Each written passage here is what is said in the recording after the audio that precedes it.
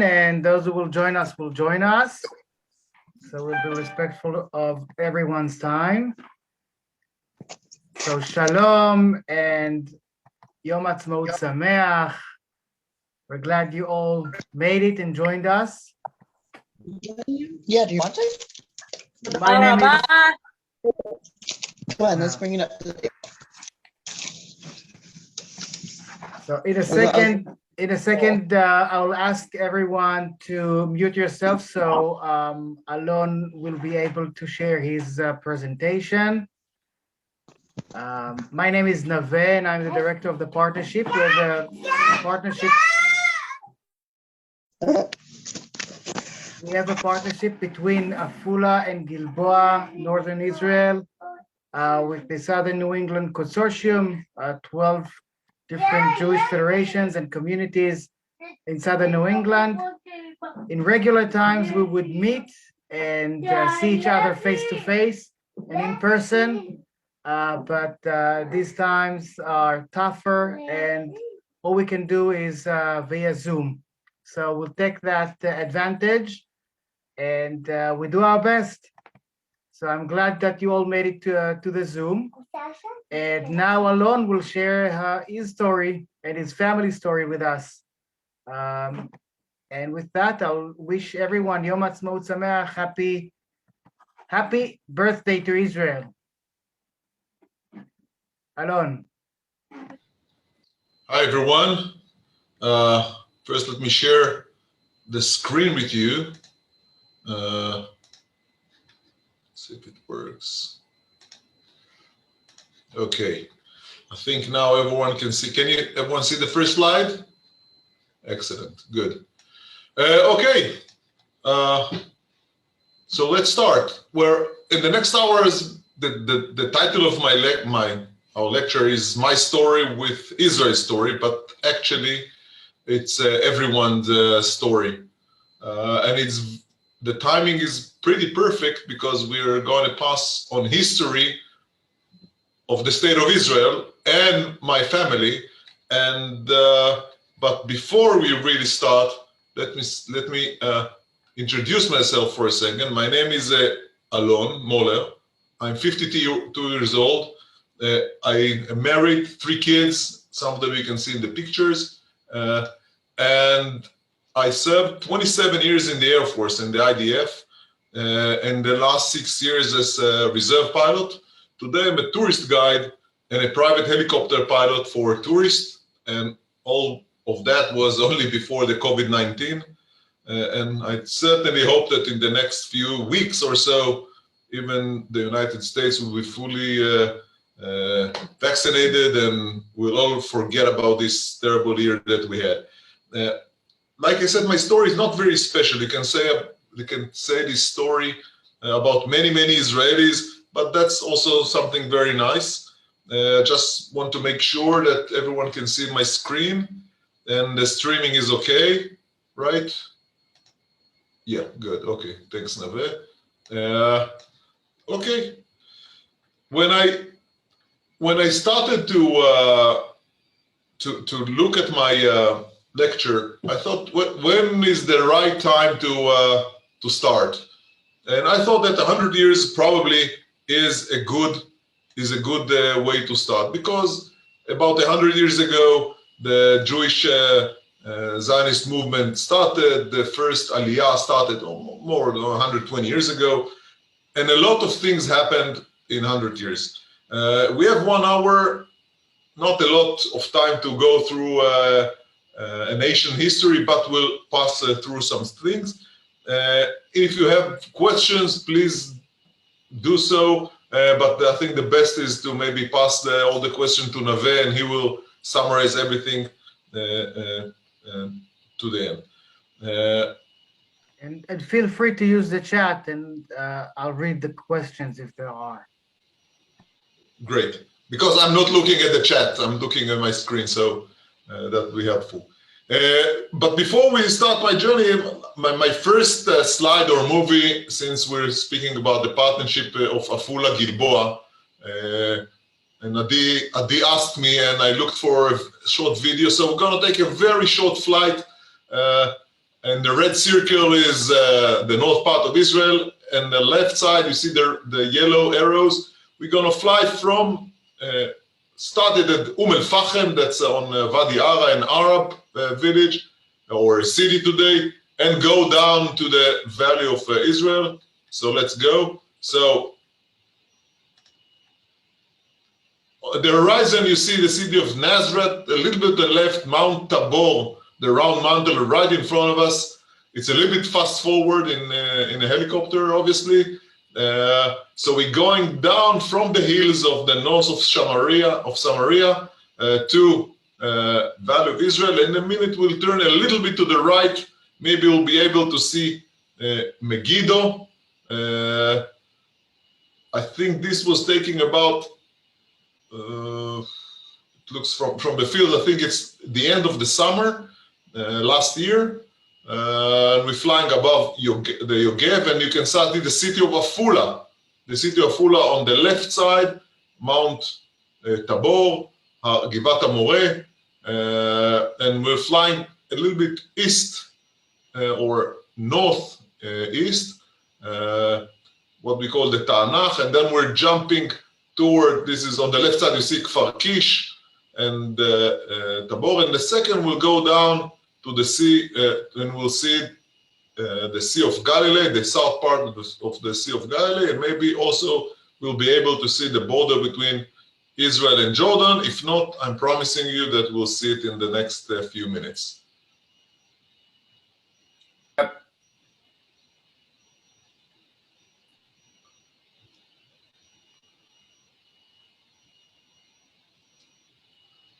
That's the Sea of Galilee. The Golan Heights is on the other side, and on the right-hand side, really on the side of the screen, you can see the first mountain of Jordan. But let's go back to our journey. This slide will follow us along the next hour. On the right side is, I can say, the history of the world. The left side is my family history. And we'll start, like I said, about 100 years ago, after the First World War in Europe. My family came from Austria and Poland. But before we go there, I want to say something that I say to all the tourists that I take with me. If we have flown 100 years ago, we would see nothing. Right now we're flying above, this is Rishon LeZion, and 100 years ago, we would see nothing, absolutely nothing. And that's one of the things that astonish people that come to Israel, to imagine that 100 years ago, this is the end, this is the center of Israel. All these roads, nothing existed 100 years ago. So my family came from Poland and from what was near a small village near Vienna, and not for nothing I put the Holocaust map inside in the center of the slide. In Israel, as you know, the Holocaust Memorial Day is about 1 week before our Memorial Day and Independence Day. Those days, this week, is very emotional to many Israelis. I think that well, for sure the Holocaust did not make the state of Israel, but no doubt maybe it expedited a little bit. No doubt that the Holocaust, if there was no Holocaust, the state of Israel would be much, much stronger, but that's another lecture. On the right-hand side, you can see the small child over there is my father with his father, my grandfather, and my great-grandfather. And they established in the mid-30s a factory called Ata. That's the symbol that you see on the right lower side of the screen. That was an aliyah, that was industrial aliyah. It's a textile factory. You can say he was a pioneer from the industrial point of view. On the left side is from my mother's side. They came from Poland. 1937, there was some in a small village near Lodz. That's a little bit southwest of Warsaw. And they were a pioneer in a place called Sha'ar Yishuv. Sha'ar Yishuv is a small community, was a small community, really in the north of Israel. We're going to fly there soon. And the Holocaust is something that goes along the history of every Israeli that you will meet. It met me in 2014. Me on the left side with a Holocaust survivor. We went to a journey to Auschwitz and Poland for a week. I think it was one of the most intensive weeks that I had. I was exhausted coming back, and believe me, I had many weeks in the Air Force with a lot of activities, but none of them met this week. And the Holocaust issue is a very sensitive issue. My family, when I was a kid, I never understood why my father never had any cousins, no uncles, my mother as well. But this was a subject that was never spoken in our house, was never spoken. And when I went to this journey in 2014, my elder son, he had the bar mitzvah. And during the bar mitzvah, one of the duties that they need to do is to make in school like a summary, or what we call Ruth's story, what's going on your family. So I told him, go interview your grandmother. And so he did. I sat in the kitchen, drank coffee, and it was the longest coffee I ever drank in my life, because my son was interviewing my mother, and I heard stories I never heard before. And later I went to Yad Vashem internet site, and I picked up this testimony that my grandfather from my mother's side wrote in 1957.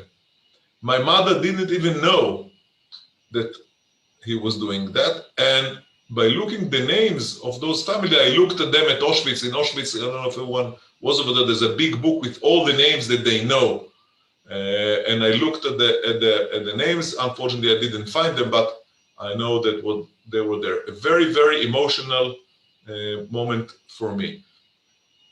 On those times, if we go into the history of the State of Israel, on the left side, you can see the picture of the port of Tel Aviv, 1936, approximately. You cannot underestimate the importance of the port of Tel Aviv. Today is a very small port, we'll see it in a second. But this port of Tel Aviv, it was the first port that was 100% controlled by the Zionist movement, because all the other port that we had was Jaffa, and Jaffa was controlled by the Arabs. And for the Zionist movement, they needed a port in Palestine those days. Having a port with semi-deep water for imports and coming all the Jews from Europe was highly important. On the right-hand side, the top, you see the Haifa port. About 1933, this picture was taken. The port was built by the Brits between the two wars. And the reason my grandfathers from my father's side came to live in a place called Kiryata in the north part, because he needed to have a deep water port to bring the factory into Palestine. And Haifa port was the first port that was really deep water that the big ships could dock and unload all the merchandise.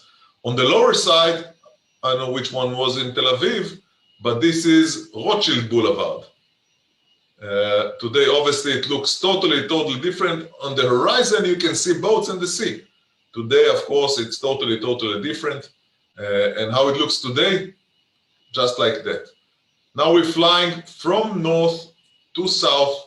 On the left side, this is the port of Tel Aviv right now. Today, it's like restaurants and so, and this is the skyline of Tel Aviv. When I was a kid, the skyline of Tel Aviv looked more or less like the 3-4 stories buildings, and the only tall building that we had in Israel was Shalom Tower, that in a second we'll see it. All these high store buildings that are passing now on the left side is relatively new, started from the 90s, and Kolbo Shalom or Shalom Tower, that right now is in the center of the screen, a little bit to the left. was the tallest building in the Middle East until they built something in Abu Dhabi.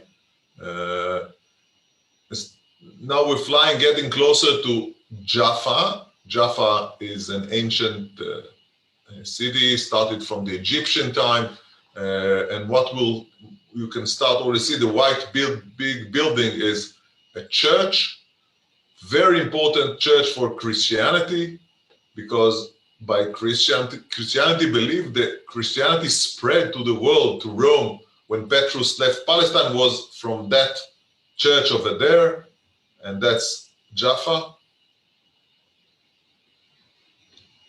and that's Jaffa.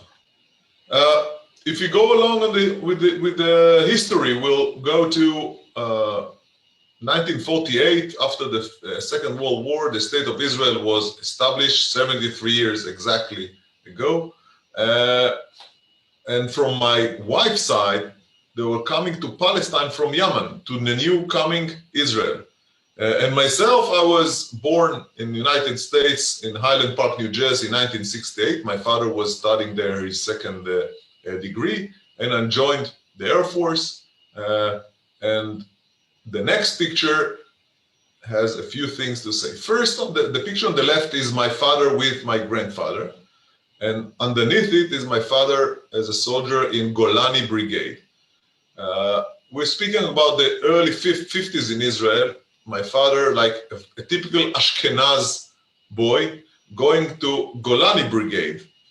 That's really what Israel is sometimes all about, getting everyone together, like Ben Gurion said, like the oven of the people in Israel. And on the right-hand side, you can see two pictures, one with airplane, and the second one underneath it is what's inside the airplane. In the 1948, there was a huge operation helped by the Jewish community in the United States to bring the Jews from Yemen to Israel. And my wife's family came on those airplanes. My wife's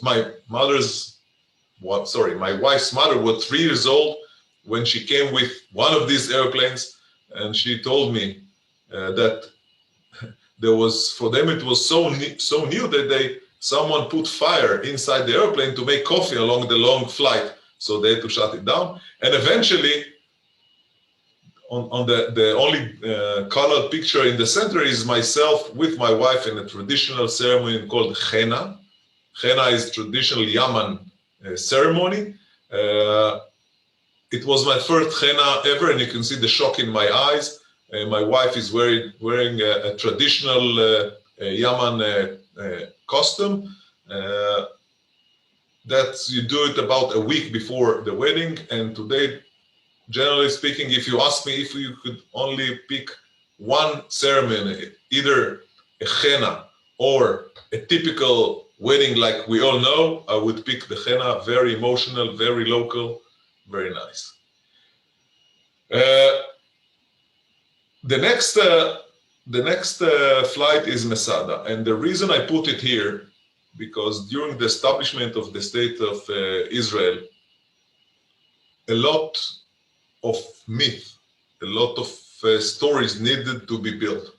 And Igal Yadin, he was the chief of staff of the IDF and one of the generals during our independence war. He left university, studying archaeology,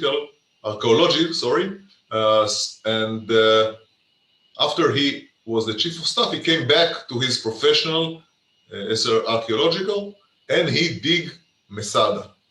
And Masada, without getting into too much detail, is really a symbol in Israel, very much connected to the rebirth of the Jewish people in Israel. And we'll fly over it. On the other side, you can see, of course, the Dead Sea, and Jordan is on the other side. And that's Masada. We're flying from south to north. You can start see the ramp where the Roman built in order to break into the city. The guys of you with very good eyes could see on the right-hand side of Masada a swimming pool. That's a swimming pool that King Herod built to himself. Again, we can see here the ramp, if the guy with cell phone wouldn't. And now we can see King Herod's North Palace. And we're descending down toward landing. You can see another helicopter right in the right-hand side.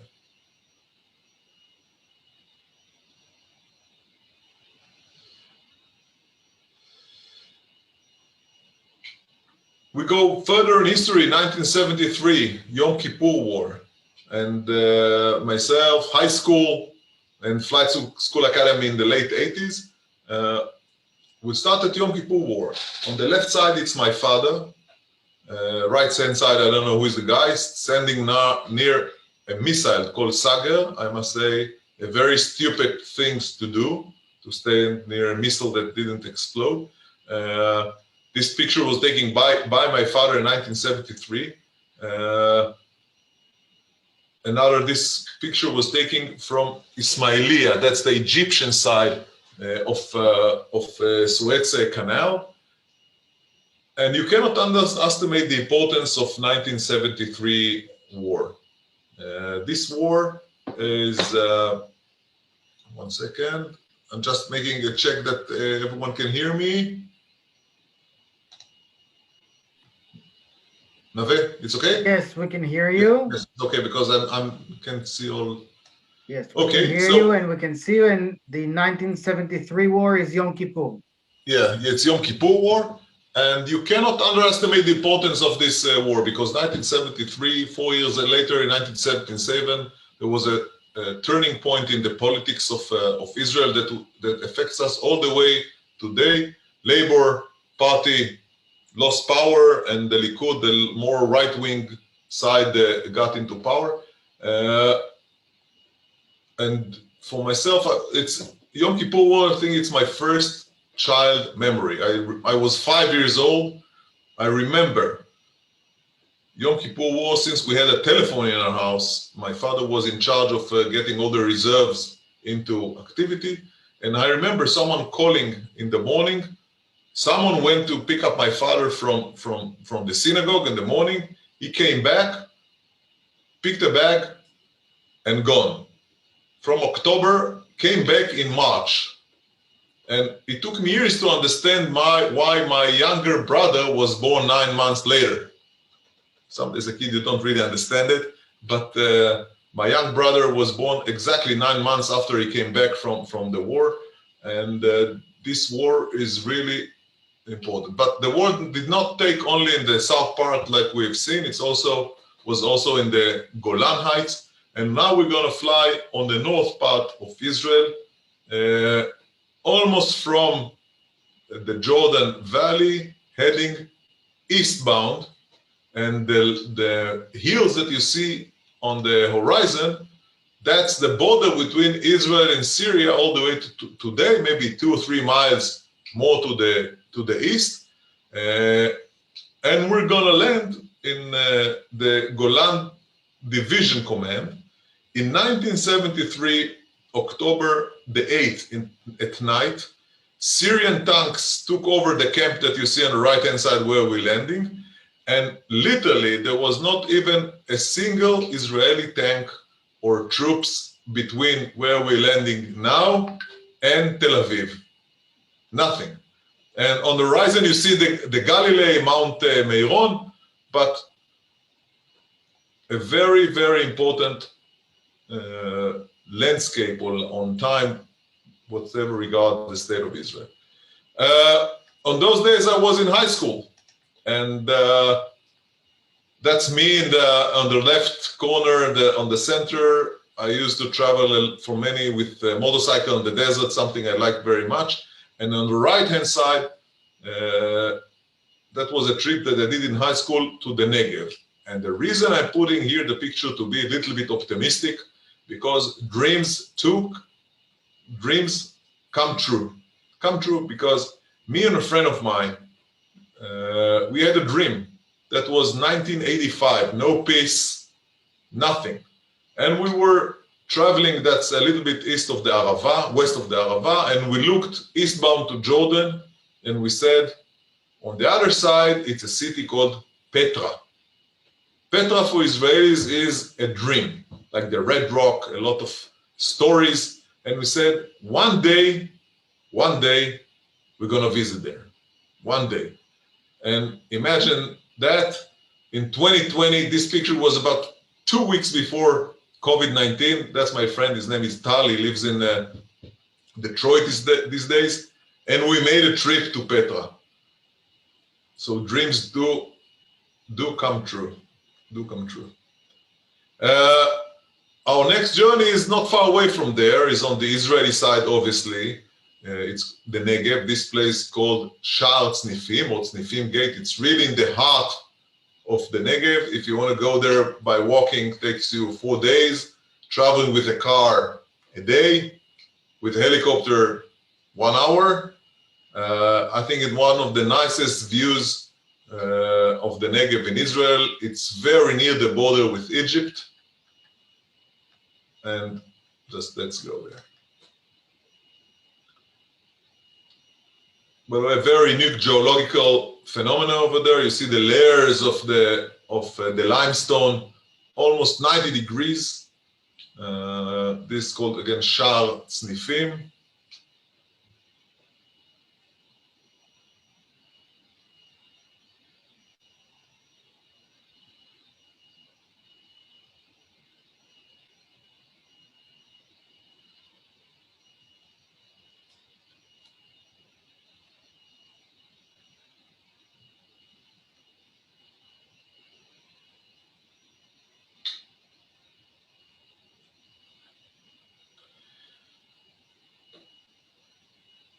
So, go forward in time. I was from 1988. I was at Flight School Academy. I graduated and become a young helicopter pilot in the Air Force. I met Lilach, my wife, and you can mention those times as the days of Lebanon. 1982, the first Lebanese war, and we stayed in Lebanon until the year of 2000. A very sad time. I can also say that, well, I cannot compare it obviously to what happened to the United States in Vietnam, but there is a lot of similarity on those issues, especially if you look behind after 15 or 20 years, but that's another long discussion. 1988, I got my wings from the Air Force Commander, General Avihu Bin-Nun. That was a classmate of my father in high school. That's because Israel is very small, everyone knows everyone. And on the right-hand side, what you see, half face of a colonel, this guy's name is Ze'ev Raz. He is still alive. He was a squadron leader, and he was the lead pilot of the Israeli Air Force attack of the nuclear reactor in Iraq, about in 1982. Really a figure in the Israeli Air Force. During the Flight School Academy, they sent us as infantry for the borders. And this picture of myself with my friend at the border in Lebanon. And it's very, it's very strange because my son is right these days. You see a picture of him later. He's in a border in Lebanon, almost in the same base camp or the same base that I was over there. And our next flight will be in the north part of Israel with the border with Lebanon. We're taking off from underneath Mount Hermon. That's near in the north part. So we're taking off from a place called Mapal Sa'ar. See some other helicopters over there. You see Kalat Namrud, Mount Hermon right on the horizon on the center of, on the right hand side, and returning left is called Mount Dov. And the right. Okay. This Okay. is, I'm watching a video flight over Israel. Okay, someone is. John, mute yourself. Oh, Mute yourself, John. And the guy is interspersing photographs John, of John, what put the land yourself was on mute. like before the Israelis came there. I mean, without highways, with okay. John got us free. Thanks, John. Anyway, this is again what we see now. This is Lebanon, the left side of the picture. Lebanon, and almost you can see the before over there, but that's the border with Lebanon. Being a young pilot in the Air Force, those days, the beginning, like in 1989, we didn't have computers. We all did all the planning on papers. On the left side is my first solo flight. So the guys over there take and put a lot of pull water on myself. And this is a picture taking somewhere in Judea desert with this helicopter, the Bell 212. It's a twin-engine version of what we call the Huey. That was very popular in the States during Vietnam War. So let's take a short flight in Judea desert. That's not the center of Israel, the east center of Israel. And we're flying on the left side. We cannot see it. It's the Dead Sea, and we're turning right, and we'll land on one of the hills on the right-hand side. So this is Judea desert. Alon, someone here asked, Amir, I think, asks in which number course you are. 117. The best course ever.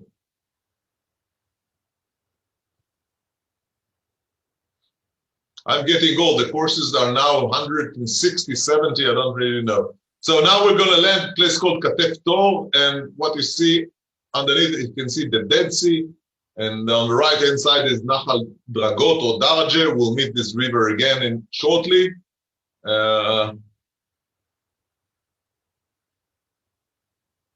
A very nice place to drink coffee.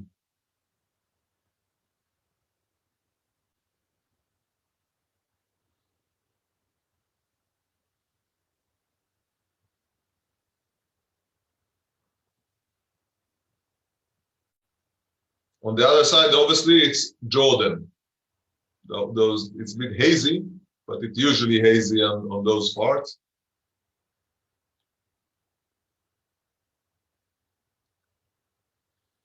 So let's continue in our journey and head to the 90s and the beginning of this millennium. The first Gulf War, we had a vision that peace is coming to Israel. The Oslo Agreement and the agreement with, obviously, with Jordan. Unfortunately, it all stopped on Rabin assassination. I can't have words to describe this tragedy. In those times, I was on command duties in the Air Force, and a few kids were born. And later, in the beginning of the millennium, I served in an air attaché in Turkey, and later coming back as a coordinator of the IDF with the US Armed Forces. And this picture was taking myself and my wife with Mr. Peres, Mr. Peres. He was the president of those times. A very important guy in the history of Israel. Actually, when he passed away, you can say he was the last person that was in an independent war. He was the secretary of David Ben-Gurion. And he was a dreamer, a really dreamer that I certainly hope that all his dreams will come true and we'll have a new Middle East shortly, hopefully. Now this picture is getting too political, but this is the 4th of July ceremony in the US Embassy. But we cannot discuss it. One of the things that I'm now curious about is what the actual population, of Israel, of the number of Jews in Israel I didn't hear your question, but if you can text it, and I'll gather it in a The second. phrase it was everybody knows everybody. Okay. Yeah, there's a mathematical reason for that, and I'll explain it to you shortly. So, basically, This picture was taken during. a tight-knit community, which is not the picture you get when you read the newspaper, because the Orthodox are very unhappy with the reform. That's another lecture. This picture was taken during President Obama. Have you ever flown in a helicopter, Larry? This picture was taken during President Obama visit in Israel. I put this picture for two reasons. First, it was my last assignment in the Air Force to get these things coordinated properly. And the second thing is, on this picture, you see 4 US helicopters that came from Yukon, from Europe, and Marine One and Marine One Reserve that came from the States. The first helicopter with more light brown color is Air Force, Israel Air Force helicopter Black Hawk that leads. I took this picture from the last helicopter, and this picture demonstrates how big America is. For Israelis, we don't really understand how strong America is. I was amazed when the delegation of America came with 11 helicopters. We see only half of the American helicopters here. I was one of the first Black Hawk pilots in the Air Force, and I made my qualification from this Bell helicopter. This helicopter at Fort Rucker, Alabama. My personal my piloting instructor was a CW5 from the Special Forces of the Army, and he got some medal in the first Gulf War. A very impressive pilot. The first time he took me to the flight line at Fort Rucker, I was in shock. I saw about from all the horizon was helicopters for US Army aviation. And he asked me, what's the big deal? And I said, when I'm looking here in this flight line, there is more helicopters than I've ever seen in Israel. And he said, well, this is one flight line that went out of 4, and we haven't seen 4 to Texas yet. So that's demonstrate and how important really America is to the security of the state of Israel. And I'm saying it from personal knowledge. I dealt with it many years. Alon, there's a question. I think that this photo is perfect for that. If all the helicopters up in the air and the tourism, the bird watching tourism, does not harm the bird migration above Israel.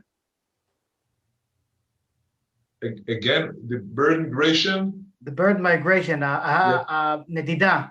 Yeah. Does it? Oh yeah. Well, that's I have a lecture on that as well. Apparently, our conversation. It's a challenge for the Air Force, but we had a lot of accidents hitting birds in the Air Force, but we learned how to deal with that. But that's definitely a different lecture about birds migration, an interesting subject of itself. But I'll go forward. This is the ceremony when I got off the Air Force. My father, my mother, and my younger brother. This brother was born 9 months after the end of Yom Kippur War. And when I retired, I moved to my house in Kibbutz Mishmarot. That's 2013. And actually, it's the first house I lived more than 2 years at once, more than 3 years at once. And I live here ever. And I didn't really know what I'm going to do. But before I'd say that, let's fly above my kibbutz. It's called Kibbutz Mishmarot. That's near Pardes Chana, near Hadera, right in the middle of Hadera, I think, more or less. And this is my kibbutz, swimming pool. My house is right over there. I'd like to say something. Yes, Alena. I didn't want to interrupt you before, but when I saw other people interrupting, my son, both my children had the opportunity to go with USY, which was United Synagogue Youth, spent 6.5 weeks in Israel when they were between their third and fourth year in high school. My son spent a week on an army base, living like you guys lived when you first started. He learned to shoot an Uzi. He learned to, I have a picture of him hanging upside down from a tank at the Lebanon border on the, I don't know what you call it, what you shoot with. He was hanging upside down on it with the biggest smile on his face. And it was the most incredible experience. I think all kids should have experiences like that. They come to appreciate Israel and how it became Israel. I'm sorry to interrupt. No, it's okay. Like I said, when I was going to retire, I didn't really know what I'm going to do. And the guy that shakes my hand, his name is Admiral Stavridis. He was the EUCOM commander, a 4-star general. We used to call those generals one phone call from the president. This guy could call the president, and I took him once to a meeting with Bibi Netanyahu, and just when the convoy left Tel Aviv, we had a delay in 2 hours, and said, okay, what am I going to do with the guy 2 hours? Because we cannot go back. So I took him to a church near Jerusalem. And I went there and I figured out that I don't know anything about what foreigners think about Israel. We, as Israelis, we grew up in a certain way, educations and Zionist movement, but for tourists, for Christians that come to Israel, they look at Israel and the history a totally different view. And I decided to do a tour guide course. Although I have a first degree in engineering, second degree in law, the third degree that I had was becoming a tourist guide. That was the most difficult studies I ever did. And by then, I then understood how things looked totally different, because our next flight is above the northwest part of the Sea of Galilee. When I take Christians over there, I said, if you want to know place Christianity was born, is right here. And we're going to fly. This is called Kibbutz Genosar. The house that you fly above has a boat over there called a wooden boat that is dated from Jesus' time. By the way, this film was taken about 2 years ago. Today, the Sea of Galilee goes all the way to the churches that you see right over here. And again, this is an important church called the Wine and Bread Church. And the next church called the Beatitude, the Happiness Mountain. A very, very important site for Christianity. There is no one Christian guy that comes here and don't go and pay a visit to those churches. I've never been there until I did this tourist course.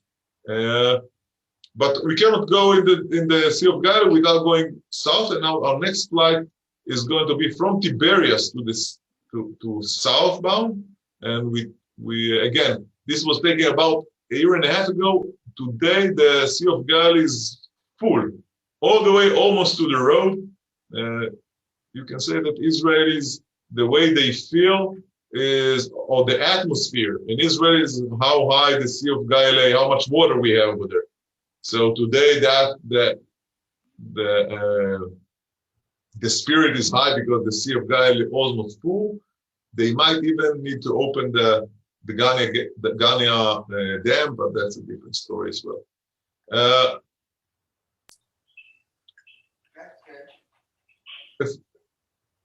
In the late 2000, first Gaza started to influence the life in Israel from a security point of view, and the Lebanon war in 2006.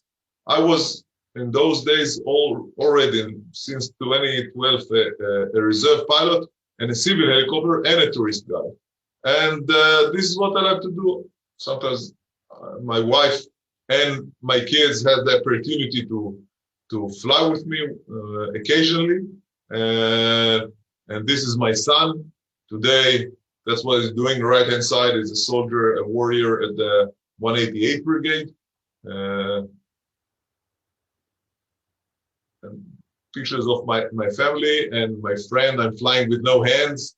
This is the guy that we're friends since we're 2 years old. And again, this is the Sea of flying above the Sea of Galilee. This nice picture brings us to our next story. This is a Black Hawk helicopter, and I'm landing here in what we call near one of the kibbutzes surrounding Gaza. This is around, I think, February, because you see a lot of flowers, red flowers. I forgot the name in English. And that brings us to the next story, which is the operation that we had in Gaza in 2014. Unfortunately, I had to make a medical evacuation from almost in the middle of Gaza Strip near Bet Lahia, where you see over there. We don't have time, but there is those pictures. By the way, I found them in the internet. One soldier that was in with the troops inside took it. They later published them. You see this Black Hawk helicopter lands in the middle of Gaza. This picture was taken from a tank. They put tanks around us to protect us from a sniper, and unfortunately we had to evacuate a soldier that was hit by a sniper, by a Palestinian sniper, by a Hamas sniper, from one of the highest houses near Bet Lahia, and we had to evacuate this guy. And later I went to visit this guy in the hospital. This movie is in Hebrew, but I'll try to run the words. I made him almost by mistake later in the hospital. This film was filmed by the Air Force, and they published all over. This guy, he was an officer, and our squadron really did all they could in order to get him out. He was shot, and the doctor that took care of him said if he wouldn't be in a hospital in 1 hour, he would not survive it. And this guy always said, I was thinking about my wife. That's what the picture that we have seen before. But eventually we took him, and from the time that he was shot by the sniper until he was in an operation room in Tel HaShomer, it was 50 minutes. That's it, 50 minutes, and that probably saved this guy's life. This guy, a year afterwards, he ran an Ironman. He is a really hero. That picture was from my last flight in the Air Force. About a year ago, they said I'm getting too old, and they kicked me out from operational flying. Today I'm only as a reserve. I run the operation room of my squadron as a commander.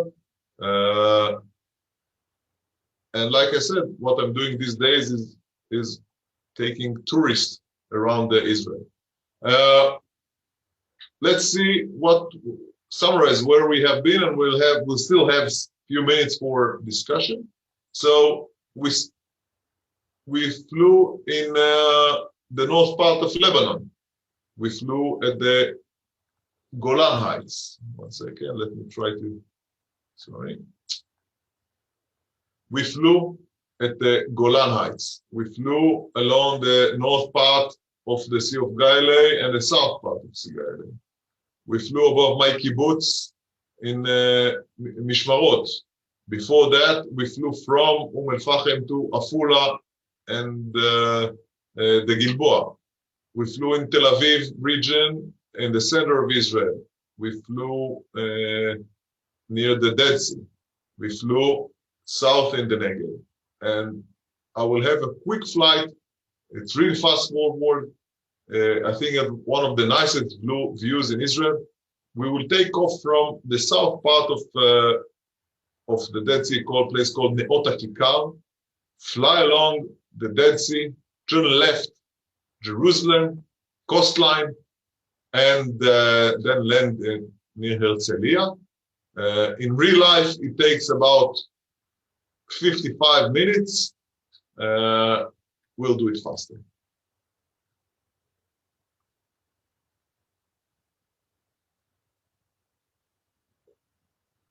Okay, taking off from Neot Hakikar, a little bit dusty.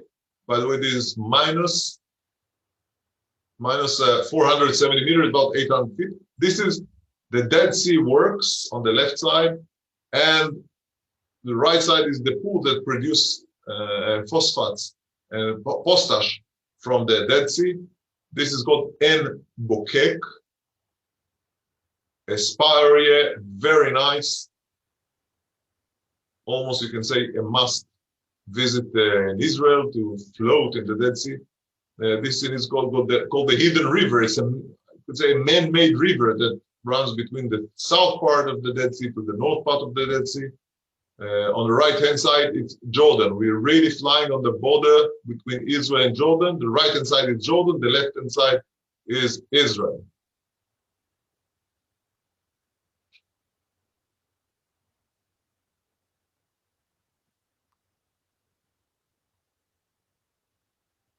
And now we're going to see Masada again, a little bit different angle. But again, you can see the white triangle is the ramp that the Romans built. And we can see King Herod's palace right now.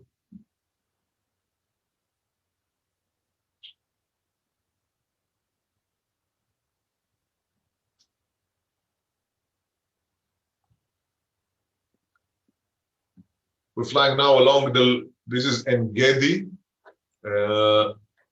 Without getting into details, you see the Dead Sea is dying. It's losing 1 meter every year. And you can see sinkholes over there. That's a phenomenon that happens because of the Dead Sea is dying, you can say. But the sights are beautiful. We're heading northbound on the north part of the Dead Sea.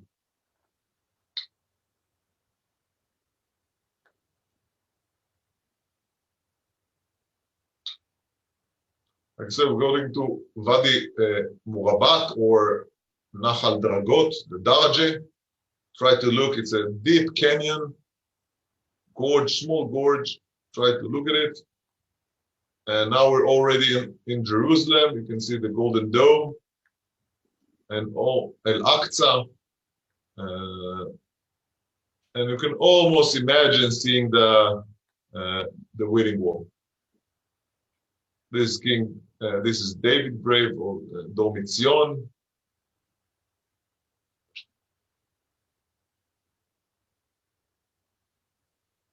King's David Hotel. Now we're entering the west side of Jerusalem. You can see the Knesset, the parliament on the left side, the Supreme Court right now. On a good day, you can see the Mediterranean from here. On a good day, it's a bit cloudy this time. And we're already in Rishon LeZion.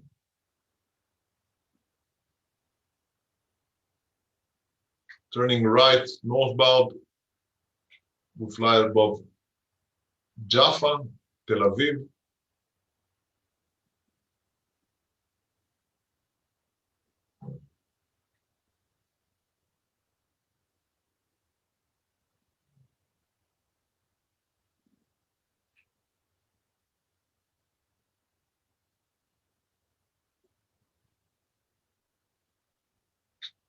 The chimney that you see here is right after Tel Aviv port that you can see right now on the right-hand side, called Sde Dov. It used to be the domestic airport of Tel Aviv. Now you can see it's all gone. Nothing. Gonna be the real estate took over. So that's it basically. I'll be more than happy to any questions. Something that I have missed. Many stories, one beautiful country.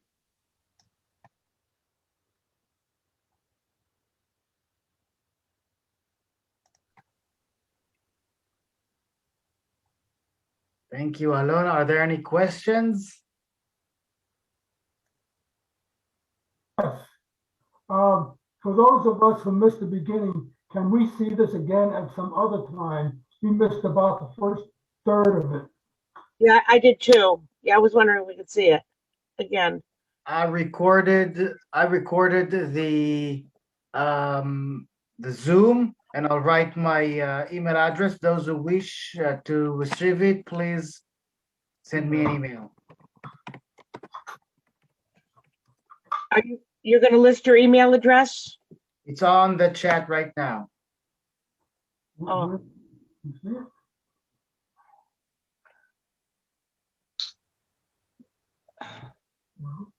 Where is it, please? I don't see it. I don't, Write it again.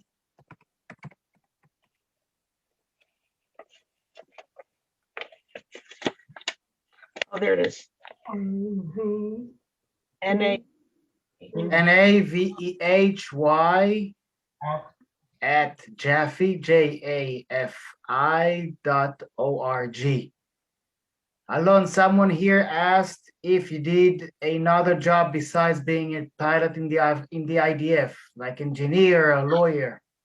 No, I joined the Air Force at age 18, left at 45, when would and you- everything since I'm a tourist, I'm a pilot and a tourist guide. That's what I do.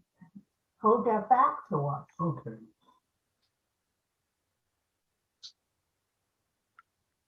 All right. So if there are no questions, I want to wish you all happy Yom Ha'atzmaut. And thank you, Alon. And thank you all for joining us. Yom Ha'atzmaut Sameach. Yom Ha'atzmaut Sameach, everyone. תודה, חג שמח. תודה Thank you. רבה. Thank you so much. Thank This is you. wonderful. Beautiful.